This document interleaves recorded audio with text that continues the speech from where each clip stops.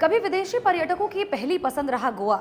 आखिर अब क्या वजह है कि धीरे धीरे खाली होता जा रहा है?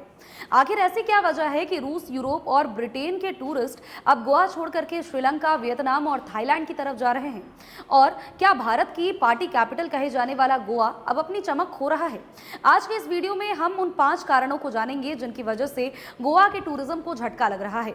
नमस्कार, मेरा नाम सोनल रॉय है और आप देख रहे हैं न्यूज़ 11 भारत का डिजिटल प्लेटफॉर्म। इस खबर के बारे में चर्चा करते हैं। साल 2017 में गोवा आने वाले विदेशी पर्यटक थे लगभग 9 लाख और 2025 की हम बात करते हैं तो ये संख्या घट करके 5 लाख रह गई। गोवा आज भी उतना ही खूबसूरत है, बीच वही है, पार्टी भी वही है और सनसेट भी वही है, लेकिन दुनिया बदल रही है। कोविड, साथ में रूस यूक्रेन का युद्ध, मिडिल ईस्ट में चल रहे तनाव की वजह से इंटरनेशनल फ्लाइट्स बेहद ज़्यादा महंगे हो गए और जिसके कारण विदेशी टूरिस्ट अब ऐसे डेस्टिनेशन को चुन रहे हैं जो कि सस्ते भी हो और साथ ही घरों के करीब भी हो। दूसरी बड़ी समस्या जो निकल करके सामने आई है वो वीज़ा और कनेक्टिविटी की है। गोवा आने का वीज़ा प्रोसेस कई विदेशी पर्यटकों को काफ़ी लंबा और महंगा लगता है। ऊपर से लंदन से गोवा की डायरेक्ट फ्लाइट भी बंद हो चुकी है, जिसके कारण ट्रैवल करना और भी मुश्किल हो गया है। लेकिन जहां पर श्रीलंका ऑन अराइवल वीजा देता है और वही गोवा आने के लिए लोगों को ज्यादा प्लानिंग करनी पड़ती है, लेकिन श्रीलंका जाने के लिए नहीं।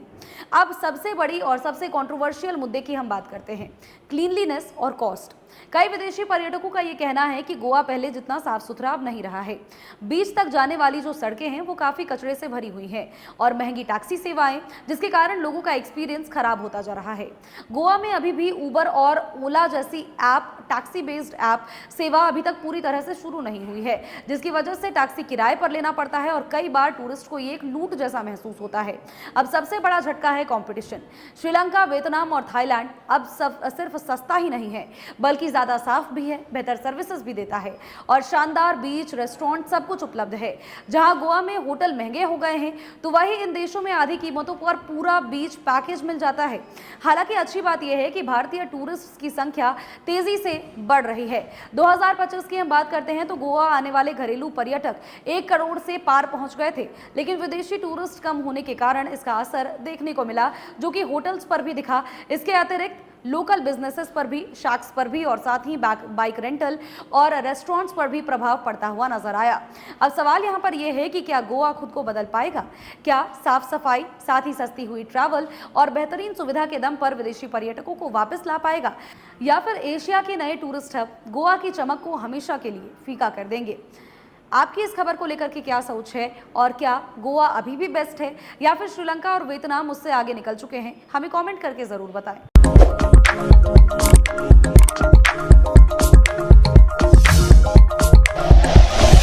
Like and share videos, subscribe करें हमारा चैनल और प्रेस करें बेल आइकॉन। न्यूज़ 11 भारत, सच है तो दिखेगा।